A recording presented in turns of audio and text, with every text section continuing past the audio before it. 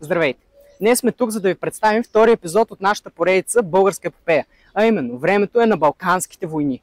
Време на кръвопролитие, терор, ужас, обхващащ цялата ни територия. България, Сърбия, Гърция, Черна гора отчаяно се опитват да си върнат териториите, изоставени в Османската империя. Битката е невероятна, ожесточена, напрегната, но едно нещо липсва на нашите български войници, а именно бройката. Бройката, която е от решаващо значение за всяка армия, за всяка битка водена по познатия ни свят. Дори 300 спартанци, които храбро защитават Термопилите, накрая биват сразени и разгромени от персийската армия. Защо е това? Защото това е нормално. Но ние не сме спартанци. Не ни трябват и 300 войници. Не. Не сме такива. И сега е време да ви разкажа как 3 войводи и един писател успяват сами да подсигурят цялото Беломорие с превземането на една крепост. Беломорието да не е могло да бъде превзето дори от цялата обединена армия на Балканите. Сега ще ви поговоря за крепостта Кавала. И нека да започваме.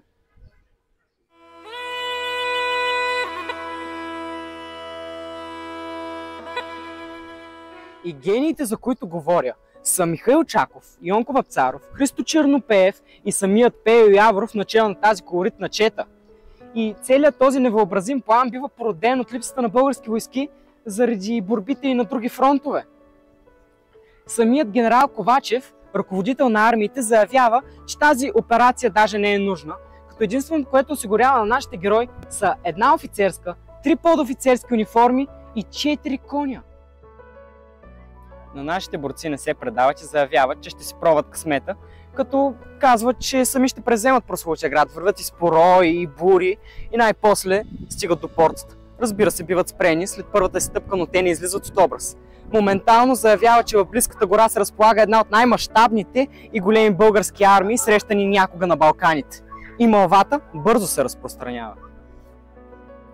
До час вече са пред австро-унгарски консул и османския генерал.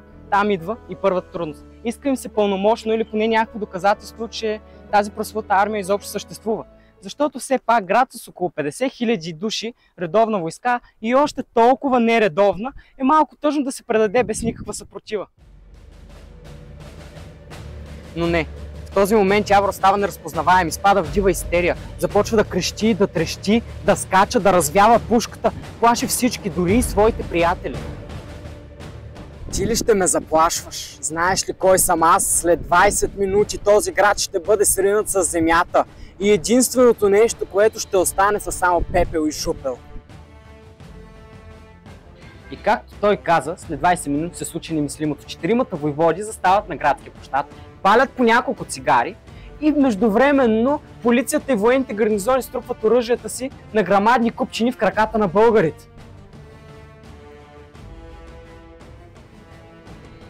Тогава и пада османското знаме, заменено с нашето. И най-невярващи били нашите смелчаци.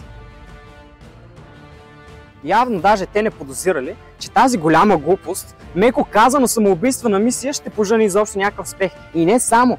Как това събитие в бъдеще ще бъде записано или като най-дръзката военна операция в българската история, или като най-голямата изцепка в османската. Балканските войни, време на кръвопролитие, ужас и терор, обхващащ цялата ни територия. Почти цялата, освен едно място – Кавала. Там било мирно. Без изстрела на дори една пушка бил превзет градът, който бил непревземаем. И така продължава нашето приключение. Ако искате да ни подкрепите, може да харесате клипа и да се абонирате за канала. И очаквайте следващото видео от поредицата Българска епопея.